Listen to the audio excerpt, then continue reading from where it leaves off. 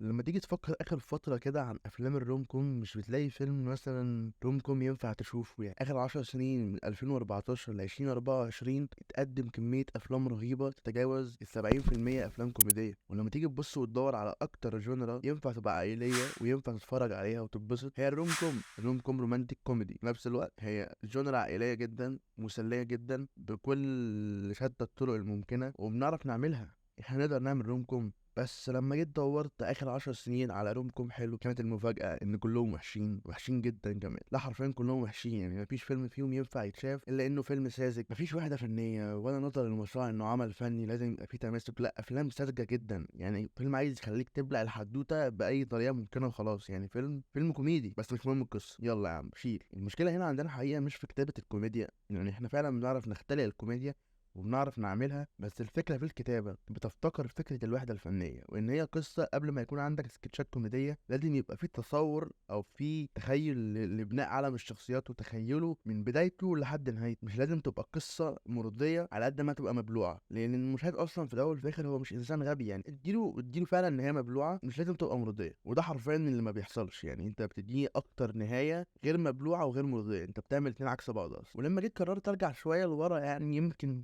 يبقى في بصيص من الامل، ما لقيتش غير فيلم واحد بس. يعني فيلم روم كوم واحد اتعمل من 14 ل 15 سنه. ايوه يا جماعه، احنا ما عملناش فيلم روم كوم عدل بقالنا 15 سنه. فيلم بيبو وبشير هو ده الفيلم الوحيد اللي كان روم كوم وحلو في اخر 15 سنه. احنا ازاي عندنا جونرا زي دي ومش عارفين نستغلها؟ احنا انتجنا كميه اعمال مهوله مفيش فيها قصة حلوة ولا فيها ولا كوميديا كمان. يعني الكوميديا فعلا اللي اتقدمت حتى في الروم كوم مؤخرا وحشة. يعني انا اكاد اجزم ان مفيش فيلم حلو او كوميديته كانت عجباني غير اكس مراتي. كوميديته عجبتني شويه. وش في وش يعني مش عارف، حاسس ان وش في وش كان ميال ان هو يبعد عن الكوميديا ما مش عارف، ما عنديش ما قدرتش افهم الفيلم ده الصراحه. بس سيم اهالي كان فيلم وحش. اعمال محمد عادل امام وحشه جدا. كل دي افلام فعلا ما تتشافش، بجد والله ما تتشافش. المهم يا جماعه ان فيلم بيبو وبشير هو الفيلم اللي على عرش الروم كوم النهارده. احنا كده في الفتره السنه.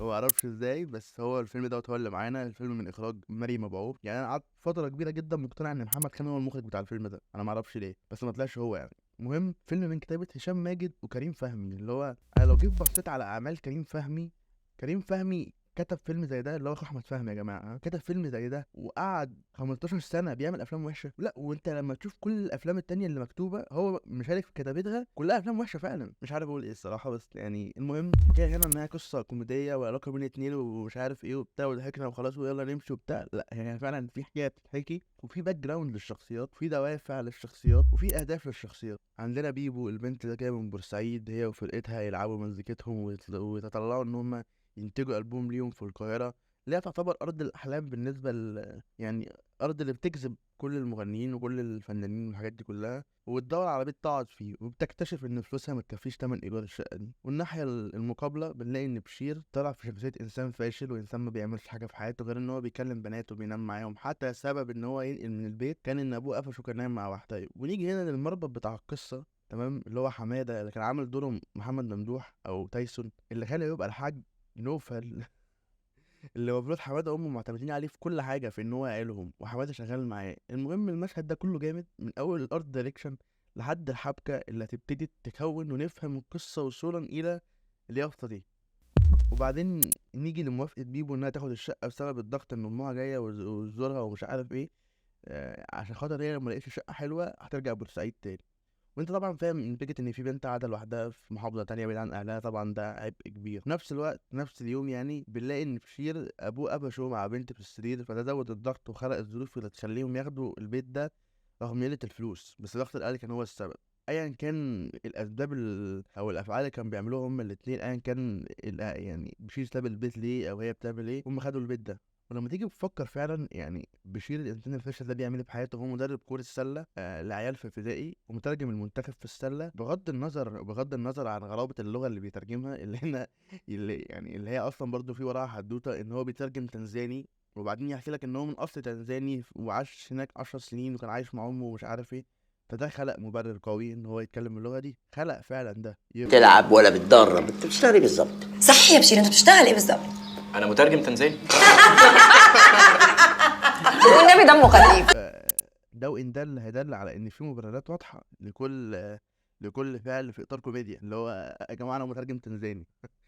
بتضحك والله، هتضحك جدا انت لو جيت فكرت فيها.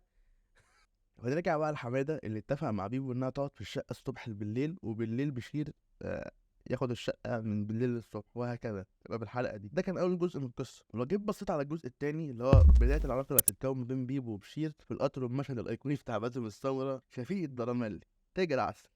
شفيق الدرمالي تاجر عسل اهلا وسهلا. من سيرياوس. اهلا وسهلا. عندي بدل المنحل 3. الله يبارك. اهلا وسهلا. الله يبارك لك.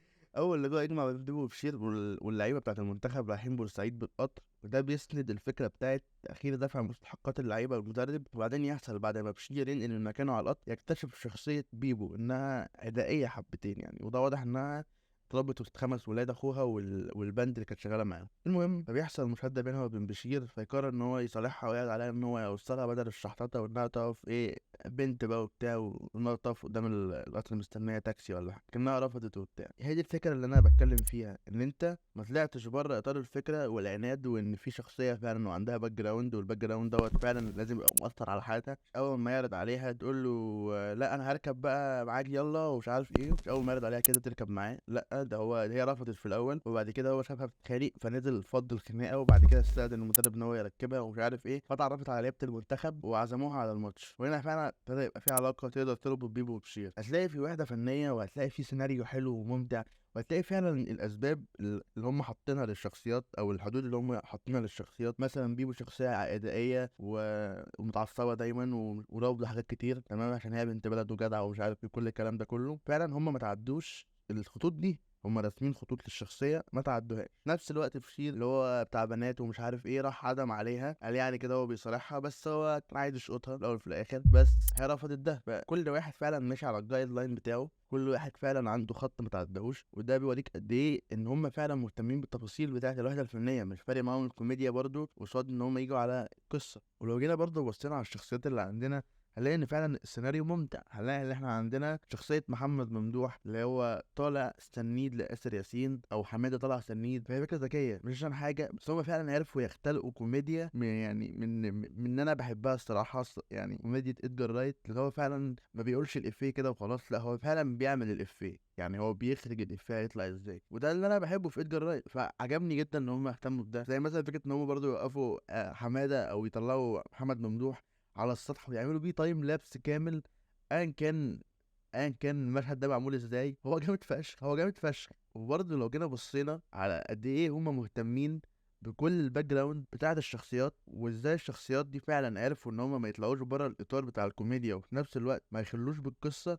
ده يدل على قد ايه ان السيناريو قوي، ان السيناريو كان ملم، والمخرج كان ملم، او المخرجه كانت ملمه بكل عنصر في الفيلم معاها. حماده وبقينا فاهمين ان خاله نوفل اللي بيعيل امه وبيعيل حماده ومش عارف ايه، حتى العربيه بتاعت حماده هو كده اصلا من خاله، او عربيه خاله في الاساس. انت فاهم كل شخصيه حتى لو هي مش محوريه ومش مهمه، ايه ابعادها برضو، يعني فاهم حياتها عامله ازاي او حياتها ماشيه ازاي. لما تيجي برضو تبص لشخصيه عايده ابو عوف مثلا، ازاي اتجوز ام بشير، هتلاقي ان هو كان عالم جيولوجيا وسافر تنزانيا. في باك جراوند لكل حاجه تخطر على بالك. الفيلم اللي يقدر يجاوبك على كل الاسئله اللي بتخطر على بالك ناحيه مثلا السيناريو او احداث الفيلم، او ايا كان ايه اللي بيحصل في الفيلم جوه الفيلم مثلا، وايه اسباب مثلا جواز عزت ابو عوف مثلا من ام بشير. طب ما هو شرح ده ليه، ان هو عالم جيولوجيا كان بيسافر وبتاع وهكذا.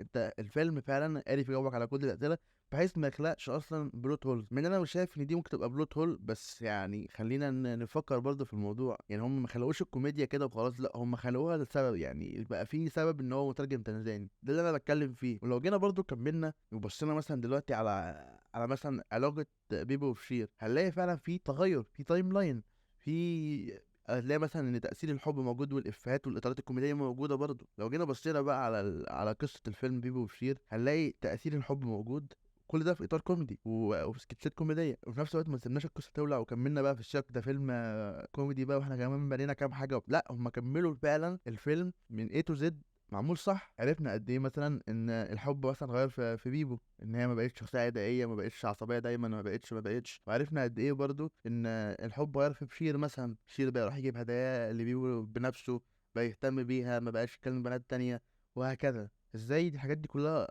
غيرت في مضمون الشخصية، أو غيرت في العالم بتاعها. في نفس الوقت هو فعلا ما طلعش بره القصه، هو برضه ما قالش ان ده فيلم كوميدي رومانسي فها ومش عارف ايه وخلاص مش مهم القصه، لا هو فعلا فيلم محافظ على الوحده البنائيه لحد ما برضه ما يكتشفوا ان حماده كان ضحك عليهم وانهم كانوا عايشين سوا طول الوقت ومش عارف ايه وبتاع. انت برضه مثلا ما كرهتش حماده، مثلا ما كرهتش حد في الفيلم، ما اتضايقتش، لا انت كنت على امل بسيط ان ده يتحسن قدام، مش عشان حاجه، بس هو فعلا الفيلم سياجو عرف يخلق دراما في وقت فعلا صح، عرف فعلا يختلق السبايرت او الروح اللي بتحرك اي انسان ان هو يبقى في حد بيشاركه معاه في الهموم اللي هو فيها او في المشاكل اللي بتدور حواليه. ودي ميزه يعني لما مثلا بيبو تسيب له البيت وترجع بورسعيد تاني، والمدرب التنزاني بيهرب يوم ماتش التاني لكاس العالم، ومحاولات من حماده ان هو يصلح كل دوت، وبشير لوحده معهوش حد، كل ده ضغط عليه، ويضطر هو يبقى المدرب بتاع المنتخب في الماتش بتاع التأهيل دوت، فكانوا خسرانين اصلا بفرق 28 بونت. فاول لما بيبو ترجع تاني يرجع له الامل اللي هو يعني ايه كنوع من انواع